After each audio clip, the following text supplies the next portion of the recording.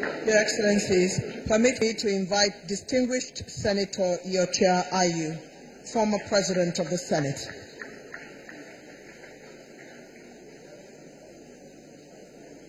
Let's cheer him as he comes forward.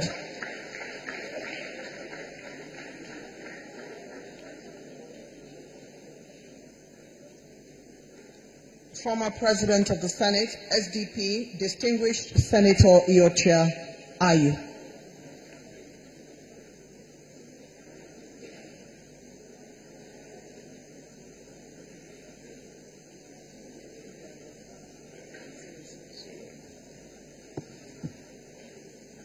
Mr. President, Mr. Vice President, the President of the Senate, and all other dignitaries here present. I stand here as an active participant in the production of June 12th and further in the defense of June 12th. Today is an important day in the history of this country. I think we have two important days. First is 1st October, the day of our independence, which again we got as a result of struggle.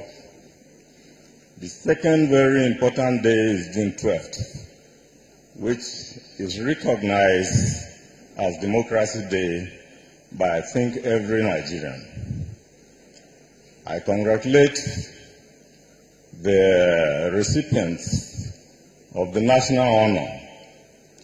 I also congratulate Mr. President and his team for recognizing the efforts we put in producing June 12th. June 12th didn't just happen. There were very important efforts behind it. And I think the leadership of the then Social Democratic Party, some of who are no longer alive, but played a very key role in producing June 12th as a unifying factor for Nigeria, need also be recognized.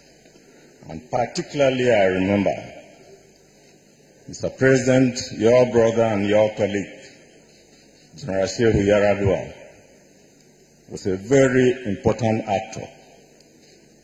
The late Chief Solomon La was another significant player in the manufacture of June 12th, which became such a recognized democratic symbol in this country. I'm happy I work closely with these great Nigerians, including Chief MKO Abiola, who was our then presidential candidate, Ambassador Babagana Kingibe. I think I will speak more as a representative of the Senate of 1992-93, of which I was the leader. So many elections or attempt at democratic elections in Nigeria during that time have been nullified. I believe the apology Mr. President has given to Nigerians, to the family of Chief MKO Abiola, is not only to that family, but to nearly every Nigerian. For the last 50 years, Mr. President, your colleagues in the military have made democracy an impossible proposition in this country. I think you apologize on their behalf, because today, by your singular action, maybe all their sins are forgiven. We are now marching in a different direction, and it is said, a journey of 1,000 miles begins with one step. I think we have taken a giant step towards making sure that we never move away from the democratic process.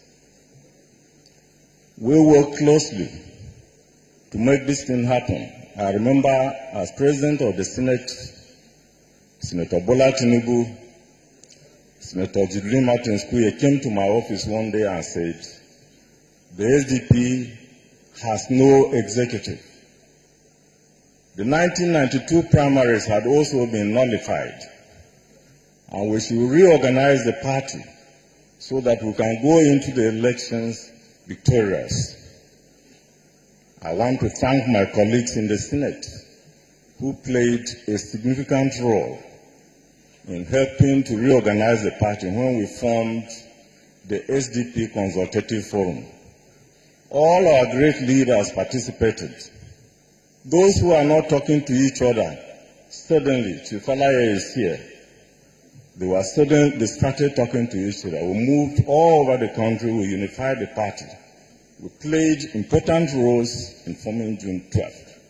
Unfortunately, that election was nullified. It was not a victory for Chief MKO Abiola alone. Neither was it a victory for Baba Gana Kingibe or Gani Fawahime alone. Their recognition is simply symbolic. They represent the collective efforts of Nigeria, the will of Nigerians to have a democratic society. In other words, they stand for ideals. Democracy is an embodiment of a set of ideas. The rule of law, the freedom of association, the freedom of speech, of which many of these things were denied as a result of the nullification of June 12th. Today, we are back to that long journey of more than 1,000 miles. You have taken one important step, because since the nullification of June 12th, I have participated in other efforts to put democracy back on the line. In the formation of the People's Democratic Party, of which I was a founding father, I was part of the decision-making that the presidency of this country should be thrown back to the South, and specifically to the Southwest, in recognition of the losses and in an effort to ensure that Nigeria remains a united and not a divided country. I'm happy this step, we are moving forward all the time. Let me conclude, Mr. President, by not only congratulating you, but by also appealing to you to respect the democratic tenets, the rule of law, the freedom of association, and particularly have a heart to know that the opposition is not an enemy. In democracy, the opposition is not an enemy. My father served in the army like you. I grew up in the barracks. Within you, the military, opposition is enemy, you shoot. In the democratic process, opposition is not an enemy. I remember when we went for the Just Convention, as Senate President, Governor Tabum gave me a special guest house. I had my room, the next room was Bola Tinubu's room. He was supporting MKO Abiola. I was supporting Ambassador Baba Gana Kingibe. Every day, we compare notes. We are very close friends, more than friends. We compare notes, and I will tell him, I will defeat you. He will say, oh, he will defeat me. The night that they were counting the election, the results, he worked so hard, he was sleeping. He didn't even know that Abiola had won. I was the one who went to his room and woke him up, and I told him that, I told you, we have defeated you. He was shocked. Later, I told him, I embraced him. I said, my brother, we have won. In other words, the party had won. and we went out to go and campaign for Chief MKO Abiola. Let me tell you that I learned a lot from Chief Abiola. After Jos, Chief Abiola would have decided who would be the chairman of the party. I went with Bola and met him. He said, no, you can't take everything. Let the other people also take something.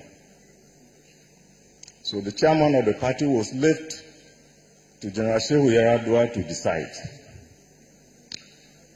He also accepted Ambassador Babagana Kingibe as his running mate. The election was very close. Babagana lost by only 112 votes.